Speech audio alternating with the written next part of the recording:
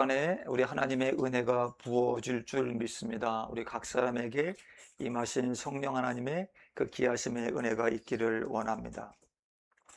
성도 여러분, 우리는 말이 넘쳐나는 시대를 살고 있습니다. 하루에도 수천 개의 메시지, 뉴스, SNS, 게시물이 우리 눈앞을 스쳐 지나갑니다. 오늘 아침도 일어나셔서 이 교회에 오시기까지 수많은 말씀을 하신 줄 생각합니다. 혹시 그 말씀 어떤 말씀을 하셨는지 기억하십니까? 일어나, 밥 먹어, 예배 늦어, 빨리 가야 돼 등등 많은 말들을 오고 가셨을 것입니다. 우리가 사는 시대에 진실을 말하는 사람보다 아주 듣기 좋은 말을 하는 사람이 더 환영받습니다. 겉과 속이 다른 이중적인 태도가 오히려 사회생활의 지혜처럼 여겨지는 시대입니다. 놀랍게도 3000년 전 다윗도 똑같은 현실 앞에서 살았습니다. 오늘 본문 시편 12편은 다윗이 신실한 사람은 사라지고 거짓, 아첨, 이 판을 치는 시대 한가운데서 하나님께 부르짖는 탄식의 기도를 올려드립니다. 그런데 이 시는 그냥 탄식으로 끝나지 않습니다. 다윗은 흔들리는 세상의 말들, 남에게 상처를 주는 그 눌림의 언어들 속에서 절대 흔들리지 않는 단 한 가지 회복의 언어, 곧 여호와의 순전한 말씀을 붙들었습니다. 시편 12편은 악인의 말 그리고 여호와의 말씀, 이 두 언어를 대비하고 있습니다. 저는 오늘 이 두 언어에 대해 살펴보면서 여호와의 말씀은 순전함이요, 여호와의 말씀은 순전함이요 라는 제목으로 이 거짓의 홍수 속에서 과연 우리는, 저와 여러분은 어떤 언어를 붙들고 살아가야 될까 다짐하며 은혜 받는 시간 되길 원합니다. 첫 번째입니다. 악인의 말에 대해 좀 살펴보고자 합니다. 악인의 말. 악인의 말 어떤 것인지 보기 전에 다윗이 탄식하고 있는 그 시대적 상황을 좀 살펴볼까 합니다. 1절 말씀입니다. 같이 봉독합니다. 시작. 여호와여 도우소서, 경건한 자가 끊어지며 충신한 자들이 인생 중에 없어지나이다. 아멘. 다윗은 세상에 경건한 자가 끊어졌다, 충신한 자들이 없어지는 현실 속에서 다윗은 답답해 했습니다. 오히려 악인들이 득세하는 세상을 보면서 분노함이 치밀었습니다. 그래서 그는 여호와여 도우소서, 여호와여 도우소서 라고 외치고 있습니다. 뉴스를 보면 정치하는 사람들을 봐도, 주변을 둘러봐도 한숨만 나옵니다. 누가 거짓인지, 누가 진실인지, 불의가 정의로, 정의가 불의로 바뀌는 이 세상, 우리도 다윗처럼 분노합니다. 이번에 강남중앙 침례교회 단기 선교팀이 가스펠 콘서트 첫 소두를 이렇게 시작했습니다. 강야를 지나며 라는 찬양과 함께 스킷 드라마를 올려드렸습니다. 거기에 나온 어린 소녀가 자신을 애면하는 사람들을 향해 도와달라고, 도와달라고, 도와달라고 처절하게 외치는 장면이 나옵니다. 다윗도 자신을 위해서가 아닌 그 시대의 공고함 속에서 카미사마 다스게떼 구다사이, 카미사마 다스게떼 구다사이를 외치고 있는 것입니다. 다윗은 왜 이렇게 간절히 1절부터 외치고 있을까요? 우리 2절 말씀을 다 같이 읽겠습니다. 2절 말씀 시작. 그들이 이웃에게 각기 거짓을 말하며 아첨하는 입술과 두 마음으로 말하는도다. 아멘. 그냥 사람들을 그냥 있는 그대로 받아주고 누군가의 등에 대어서 주는 그 경건한 사람들, 진실한 사람들은 없어집니다. 상대가 상처를 받든 그가 죽든 상관없이 거짓을 말하고 아첨하는 사람들이 겉과 속이 다른 말을 하는 사람들, 이 사람들이 이 세상을 좌지우지하고 있었기 때문입니다. 어떻게 저렇게 뻔뻔할 수 있을까? 어떻게 저렇게 뻔뻔할 수 있을까? 거짓을 말하고도 눈 하나 깜빡거리지도 않는 사람들, 자기의 유익을 위한 것이라면 수치도 모른 채 간이나 쓸개도 빼줄 만큼 아첨하는 사람들, 그런 사람들이 득세하는 이 세상을 보며 다윗은 여호와여 도와주소서, 여호와여 도와주소서 간절히 외쳤던 것입니다. 여기서 다윗이 말한 악인의 말은 첫째 어떤 말일까요? 거짓, 아첨, 두 마음으로 하는 말입니다. 성도 여러분, 거짓은 무엇입니까? 단순히 사실과 다른 진술이 아니라 실제하지 않는 것을 실제하는 것처럼 포장하는 언어를 거짓이다 말합니다. 아첨은 무엇입니까? 진실을 말하는 대신 상대가 듣고 싶어 하는 그것을 말함으로써 자기 이익을 취하는 언어, 이것이 아첨입니다. 여러분, 그런 장면 떠오르지 않으십니까? 왕 옆에서 살랑살랑 아첨하며 속삭이는 간신배들이 생각나지 않습니까? 두 마음으로 하는 말은 어떤 말입니까? 겉으로 하는 말, 공적 언어, 속에 품은 실제 의도가 나뉘어진 상태의 언어입니다. 속은 정말 싫은데 겉으로는 이런 말을 합니다. 생각해 보겠습니다. 기도하겠습니다. 거짓과 아첨, 두 마음으로 하는 말, 이것은 말의 진실성을 훼손합니다. 관계를 망칩니다. 신뢰를 깨트립니다. 결국 공동체를 무너뜨리고 사회의 기초를 흔들어 버립니다. 제가 회사 생활할 때도 이 악인의 말을 하는 사람들을 가끔 봅니다. 실컷 고생해서 무언가를 해놓으면 슬쩍 그 자리에 들어옵니다. 그리고 본인이 한 것처럼 거짓말을 하는 사람들. 그뿐인가요? 자신이 잘못한 일이 있는데도 불구하고 저 사람 때문에 그렇게 되었다. 남에게 은근슬쩍 뒤집어 씌우는 사람들. 이들은 자신의 이익을 위해서는 거짓말도 아무렇지 않게 하는 것입니다. 말을 뒤집는 것도 다반사입니다. 식은 죽 먹기입니다. 그런데 그런 사람이 일찍 승진합니다. 정직하게 사는 사람보다 훨씬 먼저 출세했습니다. 그래서 이들은 자신의 처세수를 자랑 삼아 이야기하며 으스댑니다. 야, 그렇게 살면 안 돼. 야, 그렇게 살면 안 돼. 적당히 거짓말도 할 줄 알고 싫어도 아닌 척 좋다고 하고 나를 봐. 남을 좋게 비유 맞춰가며 살아야 돼. 그래야 출세할 수 있어. 사랑하는 여러분, 거짓 아첨 두 마음으로 하는 악한 말, 이것과 거리가 있는 삶을 살고 계시지요? 아멘. 두 번째입니다. 악인의 말은 내 입술과 혀는 내 것이다 이야기입니다. 내 입술과 혀는 내 것이다. 여보, 전민정 성도님 들어오시라고 하세요. 오셨는데 들어오시라고 하세요.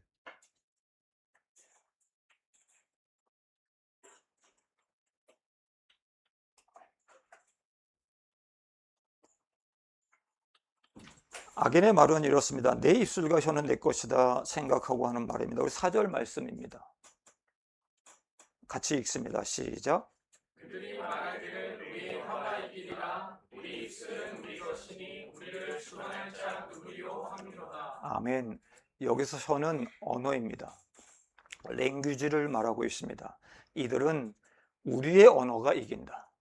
우리의 언어가 이긴다라고 말합니다. 이 문장을 히브리어로 좀 살펴보겠습니다. 땅을 갈아엎듯이 세상을 자신들의 말로 갈아엎는다. 이런 의미를 담고 있습니다. 악인들, 자신들의 말로 세상을 마음대로 갈아엎을 수 있다라고 말하는 것입니다. 각자의 말, 내가 하는 말이 곧 세상의 기준, 내가 하는 말은 세상의 기준이 된다고 말하고 있는 것입니다. 야고보서 3장 5절에서 10절까지는 이렇게 말씀합니다. 혀를 가르쳐 말씀합니다. 배를 움직이는 작은 키다라고 말씀합니다. 혀를 곧 불이요 불의의 세계다라고 말씀합니다. 그리고 또 혀를 쉬지 아니하는 악이요 독이 가득하다라고 말씀합니다. 다윗이 3000년 전에 탄식했던 그 문제, 곧 통제되지 않는 그 혀의 문제, 이것은 인간 역사 전체를 간통하는 근본적인 하나님을 대적하는 죄의 문제입니다. 사랑하는 여러분, 나의 입술, 혀 정말 나의 것입니까? 나의 입술과 혀가 나의 것입니까? 성경은 분명히 말씀합니다. 내가 하는 말에도 하나님의 주권이 미친다. 내가 하는 말은 언젠가 반드시 그분 앞에서 결산해야 된다라고 말씀합니다. 내 입술, 내 혀조차 내 것이 아님을 우리는 알아야 됩니다. 내 혀와 입술 모두 하나님의 것입니다. 아멘.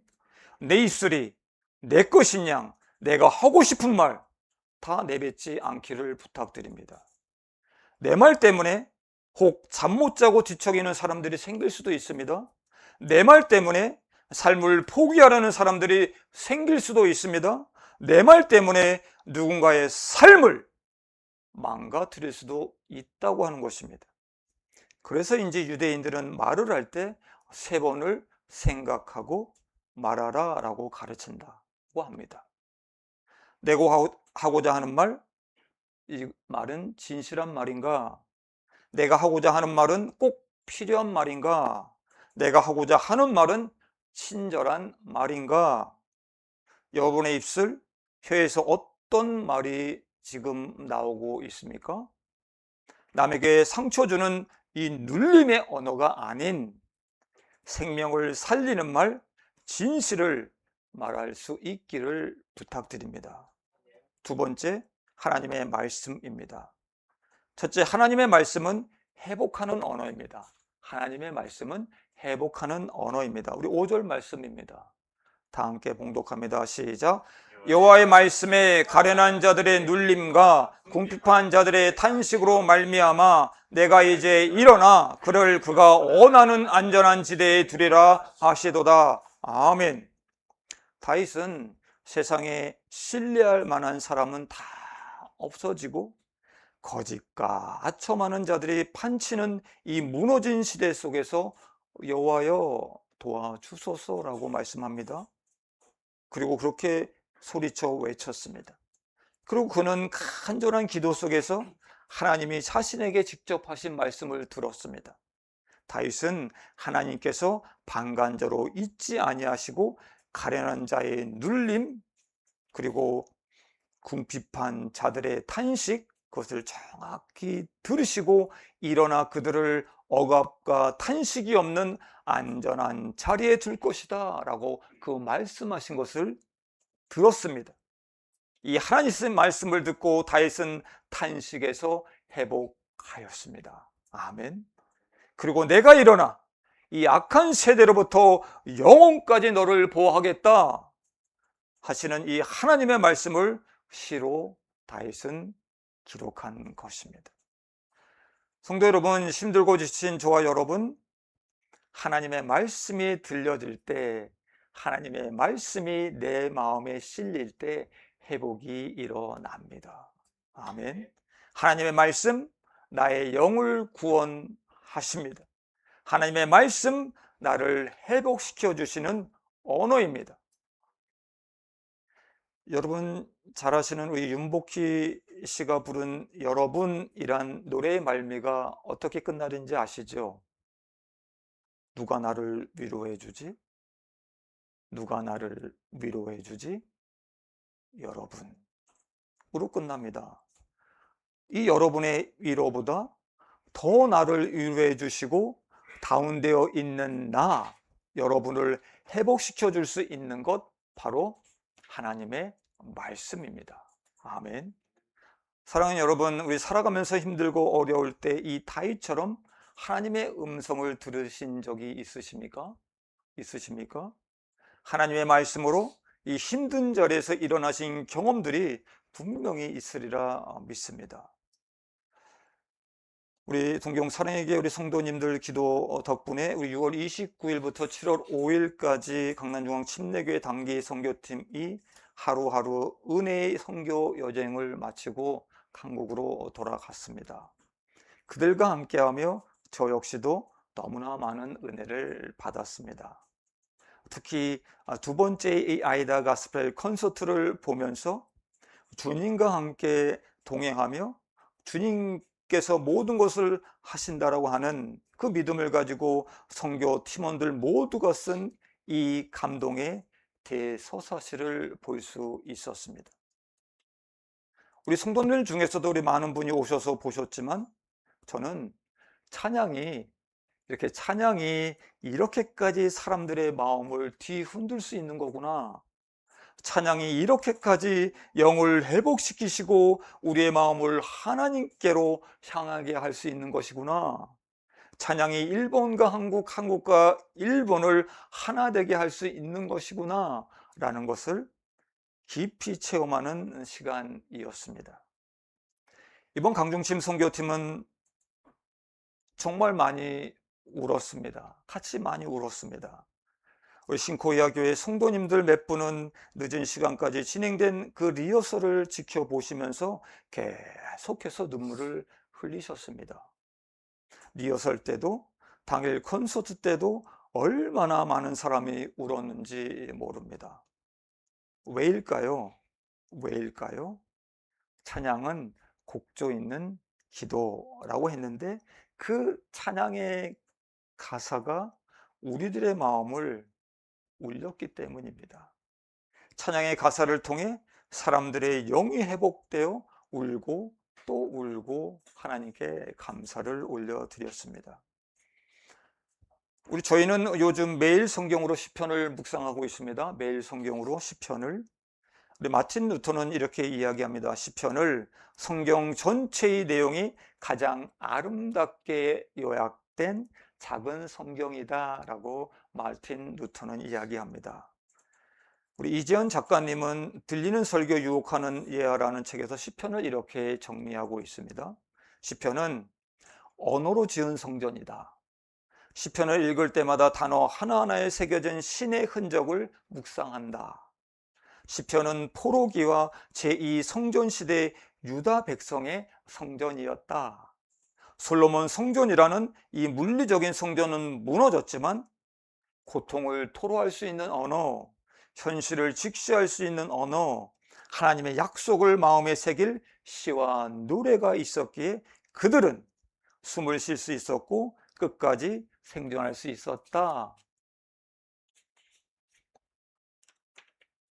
무엇보다 그들은 시편을 통해서 고단한 현실을 이겨낼 수 있었고 현실 너머를 향한 갈망을 잃지 않았다. 인생의 벼랑 끝에 섰을 때 가슴에서 꺼낸 이 시 한 편이 그 사람을 살린다라고 말씀합니다. 소망 없이 살았던 이스라엘 백성들 날마다 이 시편을 읊조리며 영이 회복되었습니다. 시편의 말씀은 그들에게 힘들 때 위로를 주는 성전이 되었던 것입니다. 저도 후쿠오카에 있을 때 매일 시편을 5편씩 읽고 그날에 하나님이 저에게 주신 가장 마음에 와닿는 한 편, 그 한 편을 붙들고 한 절 한 절 말씀을 기도로 올려드린 적이 있습니다. 우리 한 절 한 절을 읊조리며 주님께 기도할 때 제 마음에 성령님은 평안을 주셨습니다.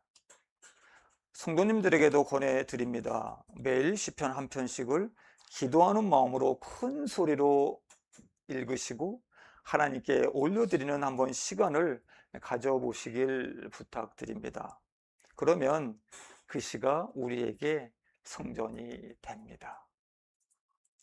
우리 낙원에 계신 최 권사님이 이러한 간증을 하십니다. 요즘 시편을 묵상하며 너무나 큰 은혜를 받고 있다. 지난주에는 직장에서 일하면서 너무나 덥고 힘들어 지쳐서 한쪽에 쉼의 자리에서 맥없이 앉아 있었는데 그때 하나님이 나의 피난처 되신다 라는 이 시편의 말씀이 떠올랐고 자신도 모르게 주 날개 및 나의 피난처 되니 거기서 내가 쉬기를 원하노라, 이 찬양을 부르시며 울고 또 울었다 하십니다. 10분 정도 눈물로 찬양을 부르고 나서 몸이 가벼워졌고 마음에 기쁨이 넘쳐 일을 마치고 집으로 돌아오셨다라고 간증을 하셨습니다. 힘들고 지친 나날들을 살고 계신 우리 사랑하는 성도 여러분, 곡조 있는 기도로 말하는 이 찬양을 부르시면서 그 말씀 가운데 위로받으시기를 원합니다. 하나님의 말씀은 지친 우리의 영을 회복시켜 주실 것입니다. 아멘. 두 번째, 하나님의 말씀은 순결합니다. 하나님의 말씀은 순결합니다. 우리 6절 말씀을 다 함께 읽겠습니다. 6절 시작. 여호와의 말씀은 순결하며 불토가니의 일곱과 단련한 은 같도다. 아멘. 다윗은 하나님의 말씀이 순결하다라고 말합니다. 하나님의 말씀은 여러 번 정돈된 은처럼 완전하게 순결하다, 다윗은 이렇게 고백합니다. 여러분 잘 아시죠? 오늘 세공할 때 한 번의 재련으로는 완전히 정제되지 않는다고 합니다. 은이. 그래서 도가니에 넣어 뜨거운 불로 녹이고 표면에 떠오르는 찌꺼기를 걷어내는 과정을 반복해야 한다고 합니다. 은세공업자들 사이에는 이런 이야기를 합니다. 도가니 속 녹은 은의 표면에 자신의 얼굴이 이렇게 비춰졌을 때 온전하게 내 얼굴이 보이면 비로소 재련이 끝난 것이다 라고 이야기를 합니다. 여기서 7번 이러한 숫자는 문자적인 횟수를 말하는 것이 아닙니다. 완전한 것, 그리고 흠 없는 것을 뜻하는 히브리적 표현입니다. 곧 하나님의 말씀에는 불순물이 전혀 없다라고 하는 것입니다. 아멘. 하나님의 말씀에는 불순물이 전혀 없다 합니다. 사람의 말, 시간이 지나면 변합니다. 사람의 말, 상황에 따라 흔들립니다.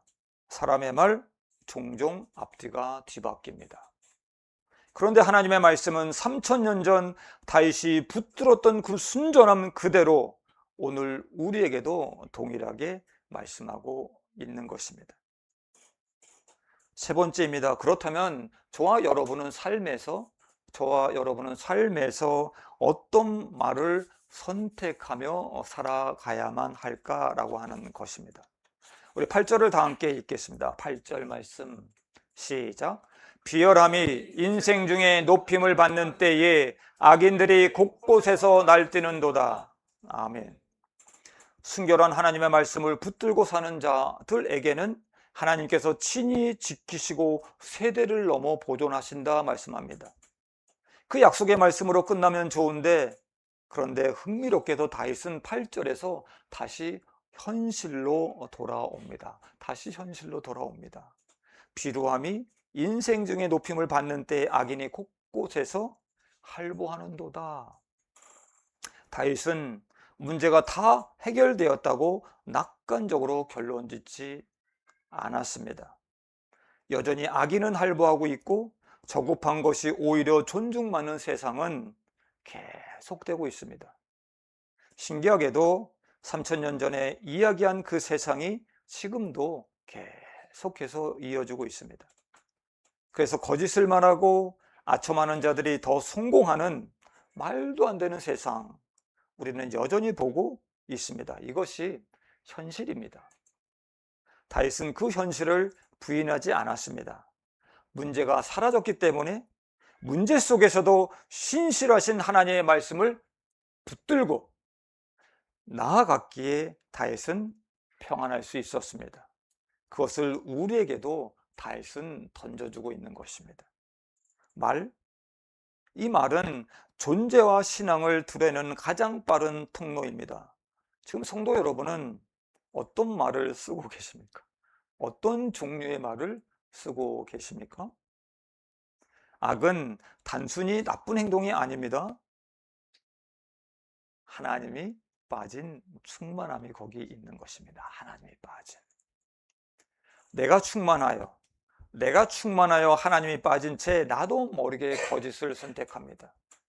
나도 모르게 아첨합니다. 나도 모르게 내 마음을 숨기며 혹 말하고 있진 않으십니까? 사랑하는 여러분, 하나님의 말씀을 꼭 붙들며 살기 원합니다. 아멘. 하나님의 허락하신 혀와 입술 되길 원합니다. 말씀을 맺습니다. 이번 선교 팀원 중 우리 한 명이 이런 간증을 합니다. 세상에서 정신없이 살 때는 몰랐는데 선교를 와서 함께 생활하다 보니 은혜, 사랑, 섬김 모두 아름다운 언어를 사용하는 것을 보고 너무 좋았다 라고 고백하는 것을 들었습니다. 성도 여러분, 욕이 아니면 말이 안 되는 세상, 아름다운 언어를 들었다고 고백하는 이 형제의 모습 속에서 말이 만들어내는 새로운 세계를 발견할 수 있습니다. 성도 여러분, 하나님은 말로 천지를 창조하셨습니다. 훌륭한 사람들의 말을 격언이라 우리는 살펴볼 수 있습니다. 이단도 자신들의 말로 사람들을 현혹시킵니다. 말은 어쩌면 칼보다 더한 강력한 무기가 될 수도 있습니다. 왕실에서나 우리 좋은 가문이라고 자부하는 집안에서는 꼭 확인합니다. 행동 거지와 말을 함께 가르칩니다. 말하는 것을 보면 사람들은 그를 천박하다, 괜찮다, 좋다 판단합니다. 사람은 무슨 말을 붙들고 사느냐에 따라 그 말의 세계 속에서 살아갑니다. 내가 어떤 말을 선택하고 내가 어떤 말을 붙들고 사느냐에 따라 우리가 사는 세계는 전혀 다릅니다. 하나님은 가장 고급스럽고 가장 아름다운 언어를 저와 여러분에게 주셨습니다. 하나님의 말씀, 순결한 언어를 주셨습니다. 순전한 하나님의 말씀을 선택하며 살아가시길 원합니다. 나를 회복하는 하나님의 말씀, 나를 회복하는 하나님의 말씀 붙들고 살아가시길 부탁드립니다. 성도 여러분, 말은 공기 위에 그냥 흩어지는 소리가 아닙니다. 말은 보이지 않는 방향을 정해줍니다. 보이지 않는 우리의 인생 그리고 세계를 빚어줍니다. 누군가의 말 때문에 혹 눌림이 있으십니까? 누군가의 말 때문에 탄식이 있으십니까? 성도 여러분, 어떻게 회복하시겠습니까? 어떻게 회복하시겠습니까? 회복은 변함없는 하나님의 말씀을 붙잡을 때 일어납니다. 아멘. 인간은 말을 소비하지만 하나님의 말씀은 성취됩니다. 아멘. 악인의 말은 현실을 왜곡하지만 하나님의 말씀은 우리의 현실을 회복하십니다. 설교를 좀 보면서 이런 멘트를 좀 해야 될까 안 해야 될까 좀 고민이 됩니다. 너 같은 놈은 나가서 죽어. 너 같은 놈은 나가서 죽어. 필요 없는 사람이야. 그 말을 듣고 자란 아이, 사회의 부적응자가 됩니다. 그런데 이 말을 듣고 자란 우리 이 아이도 주님을 만났을 때 죽는 것이 낫다고 생각했던 이 아이도 나 같은 자도 주님은 사랑하시는구나. 나 같은 자도 주님은 사랑하시는구나. 그는 하나님이 세상을 이처럼 사랑하사 이 말씀을 앞에서 하염없이 울고 변화되어지는 이러한 가정들을 봅니다. 사랑하는 여러분, 어떤 말을 붙들고 사시겠습니까? 어떤 말을 붙들고 사시겠습니까? 7번 단련한 은과 같이 순전하신 하나님의 말씀을 우리의 삶의 기초로 삼읍시다. 아멘. 악인의 말 지배되지 않기 위해서는 우리는 하나님의 말씀을 기준으로 삼고 살아가야만 됩니다. 말씀을 붙잡고 살 때, 말씀을 붙들고 살 때 그 말씀이 저와 여러분의 삶을 이끌어 가실 것입니다. 에베소서 4장 25절 말씀은 이렇게 저희들에게 권면합니다. 봉독하겠습니다. 시작. 그런즉 거짓을 버리고 각각 그 이웃과 더불어 참된 것을 말하라.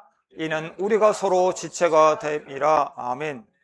거짓과 아첨의 이 시대 속에서 우리가 먼저 진실한 입술의 사람 되기를 원합니다. 그래서 이 시대를 향한 그 하나님의 응답이 저와 여러분에게 나타내어지기를 주님의 이름으로 축원드립니다. 기도하겠습니다.